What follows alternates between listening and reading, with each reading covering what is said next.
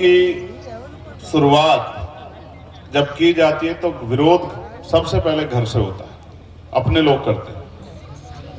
एक बेटे ने जो परिवार का आज तो जिम्मेदार है, लेकिन उसने किस तरह की कठिनाइयों का सामना किया होगा जब रूढ़िवादिता के खिलाफ,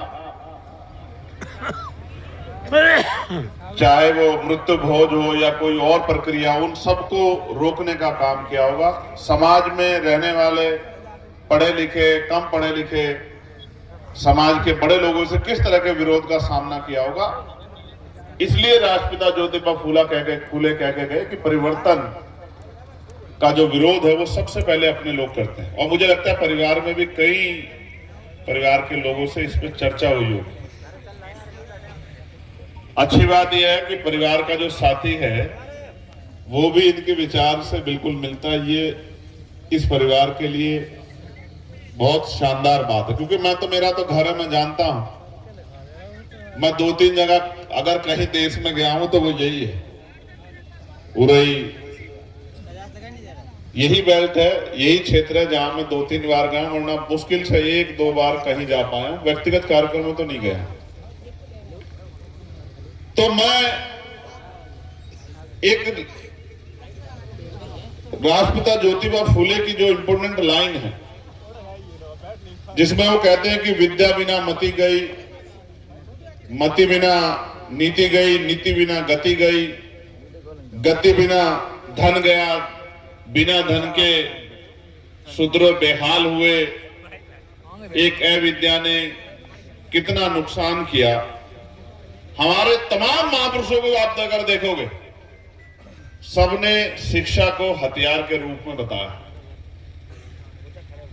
और क्योंकि ठंड बढ़ रही है, मैं तो एक समय ऐसा था जब सूरज अभी बीच में निकल के हमें ऊर्जा दे गया, तो वरना मुझे बड़ी ठंड लग रही थी। मैं कह रहा था यार सर्दी बहुत हो रही है, कार्यक्रम को शॉर्ट किया जाए। लेकिन मैं तो आपकी हिम्मत की दाद देता हूं कि कैसे डटे हुए बैठे हो यार आप लोग तो मंच की भी हिम्मत बढ़ा देते हो। अगर आप लोग ना डटो तो मंच पे बैठने वाला वैसे ही जो है। और ये वो लोग हैं जो वैचारिक लोग हैं। इस मंच से क्या क्या नहीं कहा गया अंधविश्वास पाखंडवाद को, क्या क्या नहीं, किस तरह के हमले हुए। एक से बड़ा एक हमलावर, नीचे ऊपर सब लोग डट के खड़े थे। इतने हमले के बाद भी मनुवाद अगर ताकतवर है तो हमें चिंतन करना चाहिए कि उसका कारण क्या है। क्योंकि इतना खुल के मनुवाद के खिलाफ जब इतने पहरेदार खड़े हैं, फिर भी मनुवाद तेजी से आगे बढ़ रहा है और उसकी जड़ें गहरी हो रही है और उसकी जड़ें हमारे घर तक है। तो इसमें एक सबसे बड़ा मेरा सुझाव आपको ये है कि आप अपने परिवार को आंदोलन से जोड़िए, वैचारिक से जोड़िए। अगर आप अपने परिवार को, यही कहा जाता है ना सबसे बड़ी बात, कि भाई पत्नी नहीं सुनती है, अब बताओ घर में झगड़ा कौन कराए। माँ नहीं सुनती है, बहन नहीं सुनती है, भाभियां नहीं सुनती है। उसका एक साधारण तरीका मैं आपको बता रहा हूं।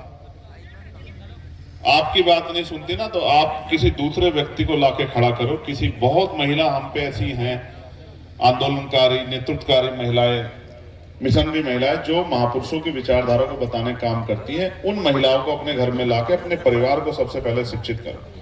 क्योंकि परिवार के अगर 2 पहिए हैं और एक पहिया अंबेडकरवाद की तरफ को जाता है और दूसरा पहिया मनुवाद की तरफ को जाता है, तो गाड़ी वहीं रहेगी जहां से शुरू हुई, तो गाड़ी कभी आगे नहीं बढ़ सकती। एक परिवार के दोनों पहिए अगर महापुरुषों के रास्ते पे चलेंगे, तभी जाके आने वाली नस्लों को ये रास्ता, ये विचार मिलेगा। अदरवाइज वो उलझ के रह जाएगा कि पिता कहते हैं बाबा साहब के रास्ते पे चलो, फूले जी के रास्ते पे चलो, साहू जी के रास्ते पे चलो, और माँ कहती है कि सुबह शाम धूप बत्ती करो, अगरबत्ती करो, घंटी बजाओ।